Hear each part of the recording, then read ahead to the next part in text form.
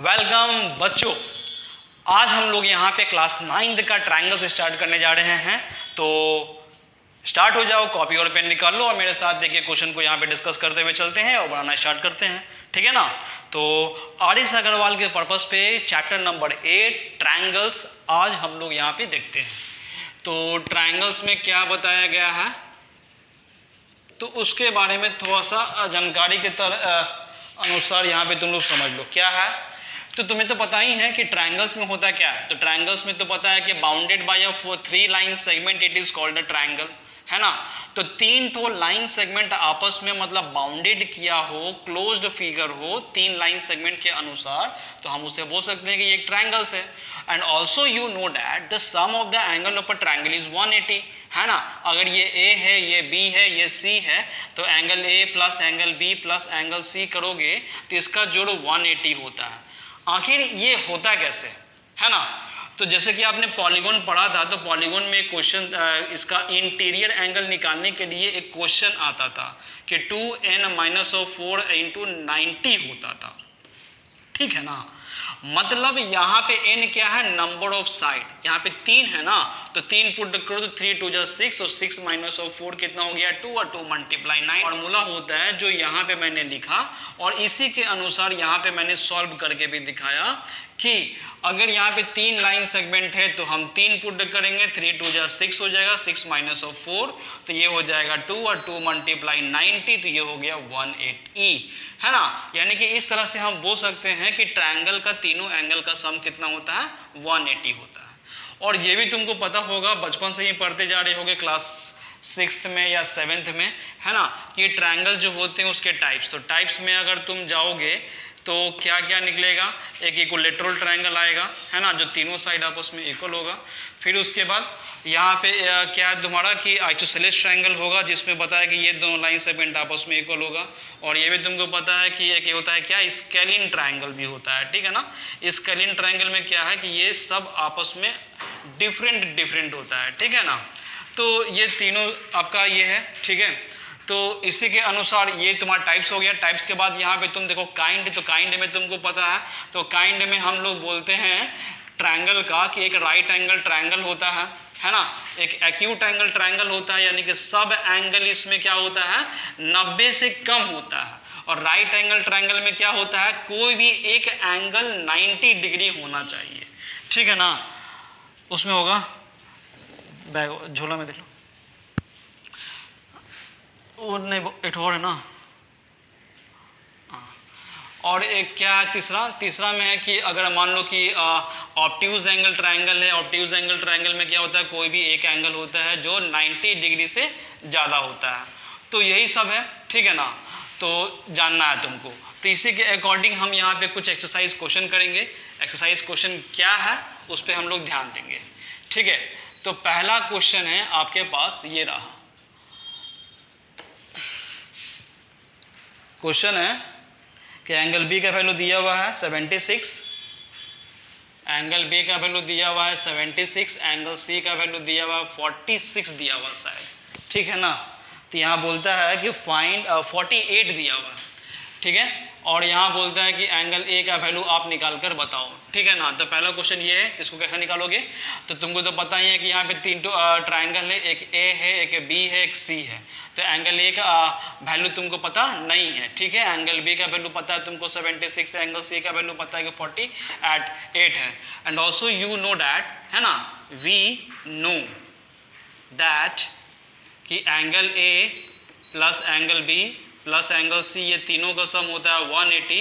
क्यों भाई, the sum of angles of triangles is 180 होता है। एंगल ए का वैल्यू पता नहीं तुमको, एंगल ए लिख देना। एंगल बी आपको पता है कि 76 है, एंगल सी इसका है 48, ये तीनों को सम करने पे 180 हो गया। सॉल्व करना तो एंगल ए रहेगा प्लस ये दोनों को जोड़ दो तो 8 6 14 के 4 हाथ में बचेगा 1, 7 4 11 1 12, इतना होगा इज इक्वल टू 180। सॉल्व करोगे छोटू तो एंगल ए का वैल्यू निकल जाएगा 180 माइनस ऑफ 24। तो यहाँ पे सॉल्व करोगे तो कितना हो जाएगा 6 4 10 और यहाँ बचा 7, तो ये हो गया 5 कैंसिल, ठीक है। तो इस तरह से क्वेश्चन नंबर फर्स्ट कंप्लीट हो गया।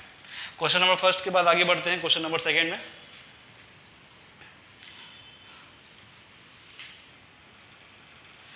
चलो छोटो क्वेश्चन नंबर 2 है। क्वेश्चन नंबर 2 आपके सामने यहाँ पे दिया हुआ 2:3:4 है ना। यहाँ पे बोलता है कि एक ट्रायंगल्स है, तो इस ट्रायंगल्स में क्या बताया गया कि ए है, बी है, सी है। एंगल ए वालों को मान लो कि ये 2 रेशियो पे दिया हुआ है, तो लेट द रेशियो भी x, तो यहाँ पे 2x हो जाएगा, ये हो गया आपका 3x, ये हो जाएगा आपका 4x। ठीक है, अब यहाँ पे बोलता है कि find each angles of the triangles. तो तुम्हें पता ही है कि वी नो में लिख देना, क्या लिख दोगे भाई कि एंगल ए है, एंगल बी है, एंगल सी है, तीनों का जोड़ 180। क्यों भाई? The sum of angles of triangle is 180। Angle A का वैल्यू दिया हुआ था 2x, लिख दिया मैंने, बी का वैल्यू दिया हुआ 3x, लिख दिया मैंने, सी का वैल्यू दिया हुआ 4x, लिख दिया, इज इक्वल टू 180 हो गया। 4 3 7 2 9, तो 9x इज इक्वल टू क्या हो गया? 180 हो गया। काट देना, x का वैल्यू हो जाएगा 9 दूनी 18 20। ठीक है, तो ये x का वैल्यू निकल गया। जब x का वैल्यू निकल गया तो यहाँ पे a है, तो एंगल a का वैल्यू कितना हो जाएगा? तो एंगल a का वैल्यू था 2x, तो यहाँ पे लिख देंगे 2 और x, यानी कि 2 × 20, तो ये हो गया 40। फिर यहाँ पे एंगल क्या है? b है, तो b का मतलब कितना हो जाएगा बाबा? 3x है, तो यहाँ पे करोगे 3 × x का वैल्यू 20 निकला हुआ था, सॉल्व कर देगा तो 20 × 60 हो जाएगा। तीसरा एंगल c, तो एंगल c का वैल्यू कितना था? 4x है, यानी कि 4 × 20, तो कितना हो जाएगा? 20 चौको 80। ठीक है, तो इस तरह से क्वेश्चन नंबर 2 कंप्लीट हो गया। क्लियर है? आगे बढ़ते हैं नए क्वेश्चन की तरफ। आपके पास ये क्या बोलता है कि 3 angle A is equal to 4, angle B is equal to 6, angle C है। तो बोलता है इसमें भी ना कि find all angles of the triangles. कैसे निकालोगे छोटू? तो ये हम क्या किए, सब इक्वल टू तो हैं ही, तो अपना मन से एक इक्वल टू में K भी लगा दिए। मतलब क्या कि ये इंडिविजुअली करो K से इक्वेट, तो यहाँ पे हो जाएगा 3 angle A is equal to K, तो एंगल A का वैल्यू निकल जाएगा K/3। दूसरा में था 4 angle B is equal to K, तो एंगल B का वैल्यू निकल जाएगा K/4। और तीसरा था 6 angle C is equal to K, तो एंगल C का वैल्यू निकल जाएगा K/6। इतना काम करने के बाद फिर से करना वी नो में क्या लिखोगे भाई कि एंगल A है, फिर यहाँ पे एंगल B है, फिर यहाँ पे एंगल C है। ये तीनों को सम करने पे 180 होता है, क्योंकि तुमको पता है the sum of angles of triangle is 180। Angle A का वैल्यू दिया हुआ था K/3 है, एंगल B है तो इसको दिया हुआ K/4 है, C जो है तो एंगल C का है K/6 है।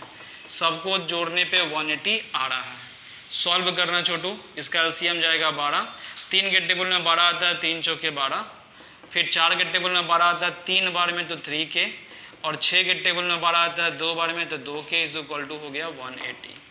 तो पता है 4 3 7 2 9, तो 9K हो गया। इसको क्रॉस मल्टीप्लाई करना तो 180 × 2 हो गया, तो 9 से काट देना छोटो, तो 9 दूनी 18, यानी K का वैल्यू निकल गया 20 × 12, तो 12 दूनी 24, यानी कि 240 निकल गया। तो उसके बाद एंगल A का वैल्यू निकालेगा, जिसका वैल्यू था क्या? K/3 है ना, K/3 था, K का वैल्यू हो गया 240, 3 कैंसिल कर देगा, 3 × 24, 80 डिग्री हो गया।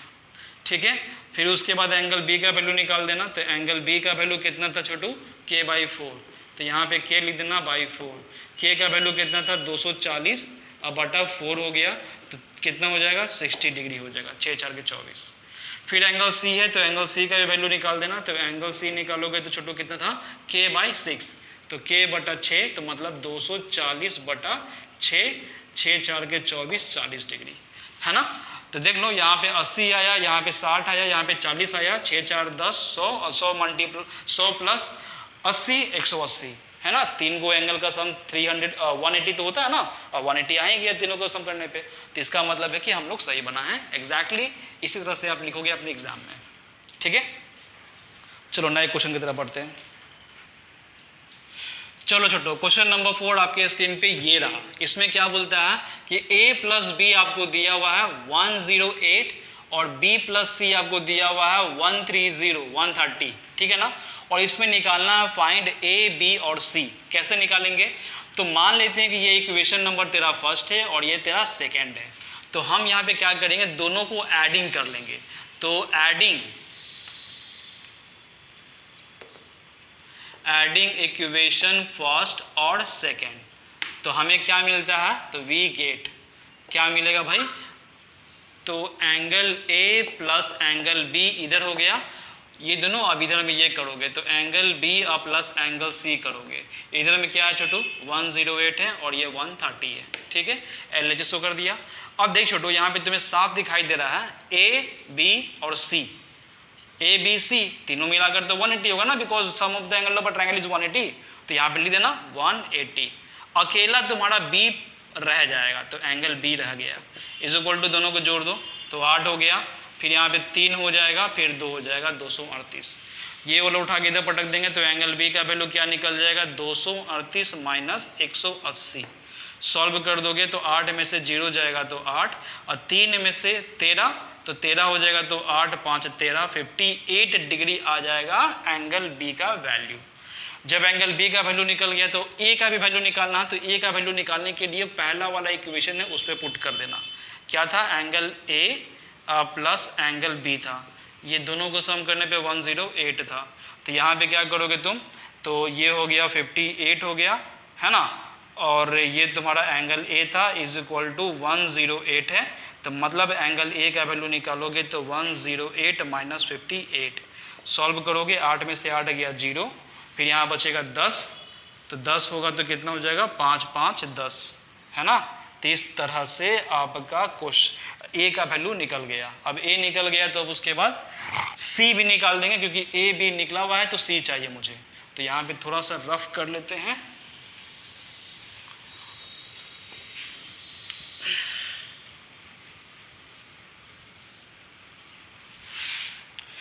तो C निकालना है तो हम सेकेंड वाला इक्वेशन का इस्तेमाल करेंगे, B plus C is equal to 180, तो एंगल B और एंगल C ये दोनों का जोड़ 130 है, और यहाँ पे एंगल B का वैल्यू निकाल चुके थे 58 है, तो 58 रहने देना, और ये C है इज इक्वल टू 130 हो गया, तो C का वैल्यू हो गया 130 माइनस ऑफ 58, सॉल्व कर लोगे तो यहाँ पे 8 2 10 हो गया, यहाँ बचेगा 2 12 7 5 12, तो इस तरह से आपका एंगल A का वैल्यू निकल गया, ये हो गया B का और ये हो गया C का।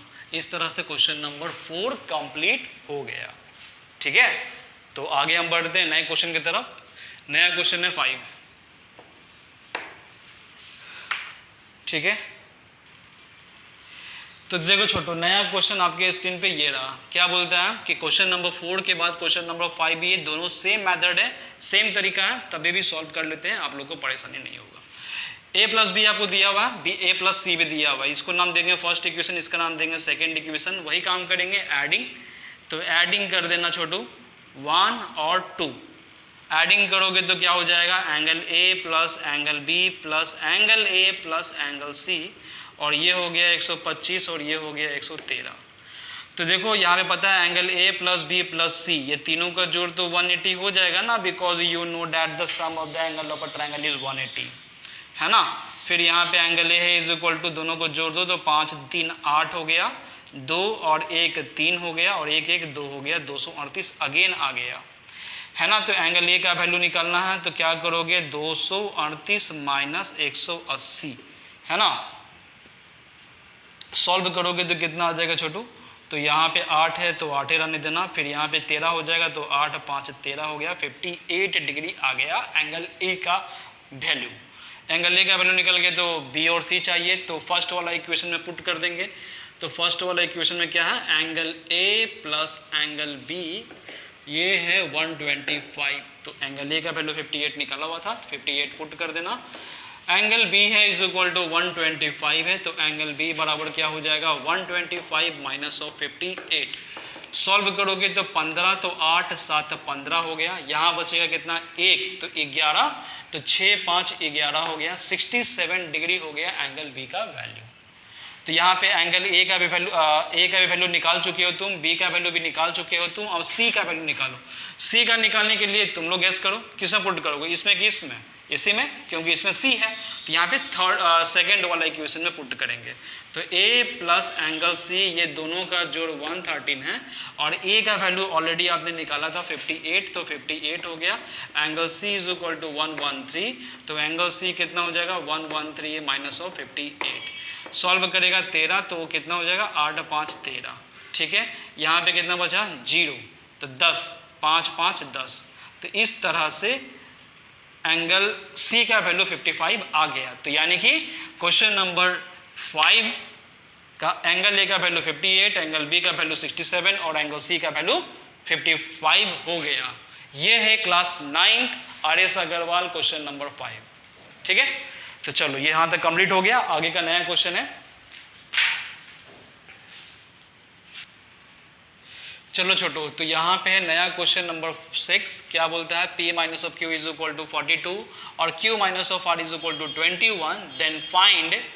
तो फाइंड क्या बोल रहा है, एंगल P, एंगल Q और एंगल R, ये तीनों को फाइंड करो। कैसे करोगे छोटू, तो सबसे पहली बार हम फर्स्ट में आएंगे कि angle P minus angle Q जो है वो 42 है, तो हम एंगल P का वैल्यू निकालेंगे। तो 42 और प्लस एंगल Q हो जाएगा इक्वेशन नंबर फर्स्ट।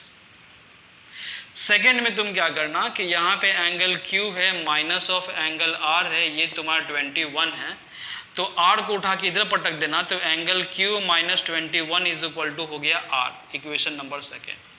तो यहाँ पे फर्स्ट इक्वेशन निकल गया, सेकेंड इक्वेशन निकल गया। तो यहाँ पे अब हम क्या करेंगे, तो हमें पता है वी नो कि एंगल P हो गया, एंगल Q हो गया, एंगल R हो गया, तीनों को सम करने पे 180 हो गया। The sum of angle of triangle is 180।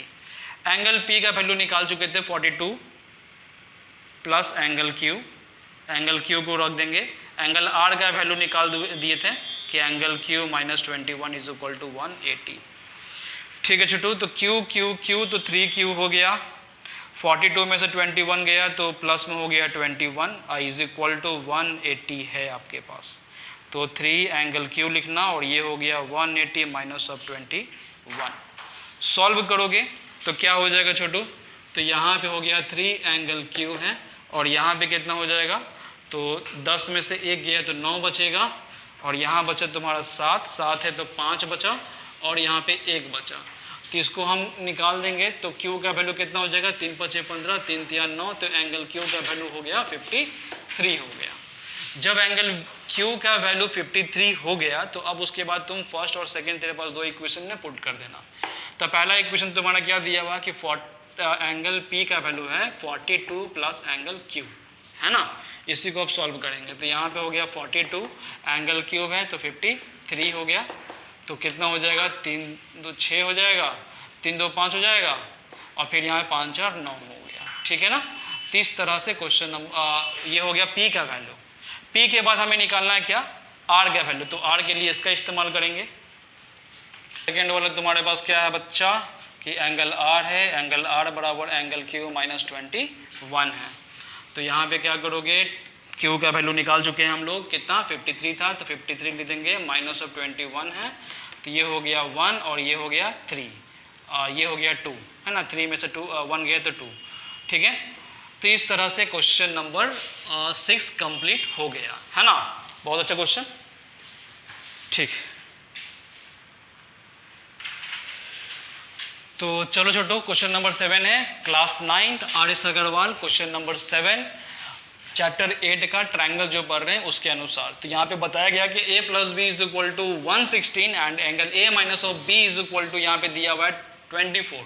असल में क्वेश्चन ये बोलता है कि the sum of the two angle is 116 and the difference is 24, then find the value of a and b and c, find the angles.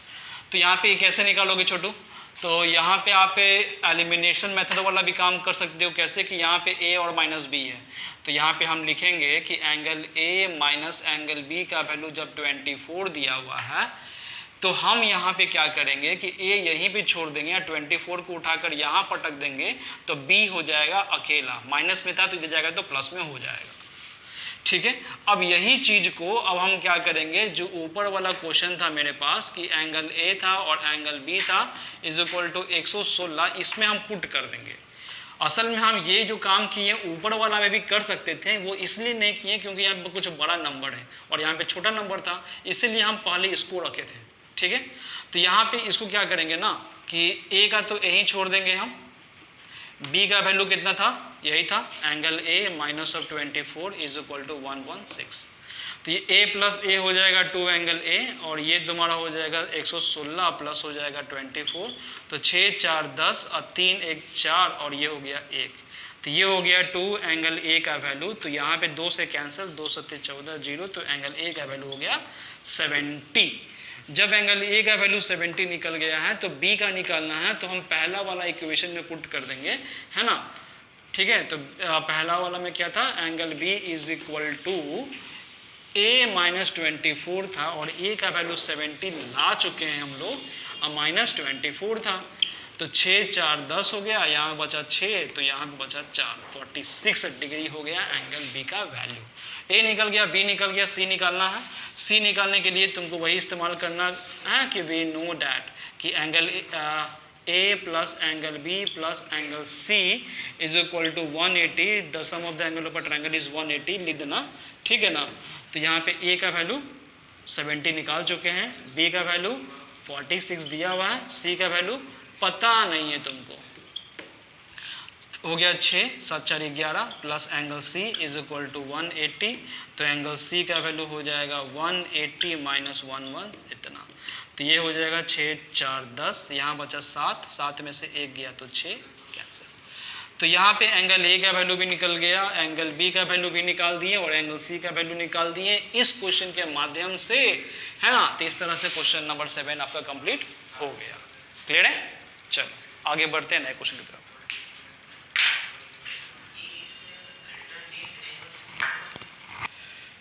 देखो छोटू, question number 8 है। 8 में आपको ये बताया गया है कि the sum of the angles, है ना, of the two triangle of the two angles, यानी कि एक ट्रायंगल्स का 2 एंगल है और दोनों एंगल्स आपस में इक्वल है और तीसरा एंगल जो है ना वो 18 ज़्यादा है ये वाला से, है ना। तो इसमें बोलता है कि वैल्यू निकालो ए बी सी, ये तीनों का वैल्यू निकालो। हाँ, ए पे छोड़ दो इसको, ठीक है ना। तो क्वेश्चन ये बताया गया था कि the sum of the angle of triangles are equal, है ना, and the third angle is greater than the 18 दिया हुआ था, greater than the 18 by the smallest angles, या मतलब अदर एंगल्स। तो यहाँ पे निकालो छोटो, तो क्या हो जाएगा, तो तुम्हें पता है कि वी नो दैट कि एंगल ए है, एंगल बी है, एंगल सी है, ये तीनों का जोड़ हो गया 180। ए का वैल्यू को माने थे x प्लस 18, एंगल बी का वैल्यू x है, सी का वैल्यू भी x हो गया, इज इक्वल टू 180 हो गया।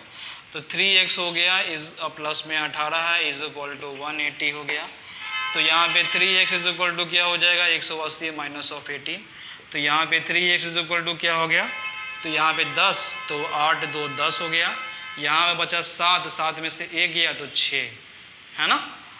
तो ये हो गया माइनस, ये हो गया इतना। तो यहाँ पे 3 के टेबल से काट देना, तो 3 5 15, 1 बचा, 3 चौके 12। तो x का वैल्यू तुम्हारा कितना हो गया, 54। जब x का वैल्यू 54 हो गया तो आपको तो पता चल गया ना, यहाँ पे एंगल b का वैल्यू और एंगल c का वैल्यू, वो दोनों का वैल्यू x था, तो मतलब निकल गया तुम्हारा। अब थर्ड एंगल निकालना था तुमको, तो थर्ड एंगल क्या था, एंगल ए कितना था, x प्लस 18। तो x का वैल्यू कितना आया था, x का वैल्यू आया था 54। तो 54 प्लस 18 कितना हो जाएगा, 8 4 12 और 6 1 7 72, है ना। तो यहाँ पे आपका b का और c का वैल्यू 54 था और a का वैल्यू आपको 72 दे दिया गया है। ये था क्वेश्चन नंबर 8 कंप्लीट। ठीक है, आगे बढ़ते हैं नए क्वेश्चन पे। छोड़ो, आज इतना काफ़ी है।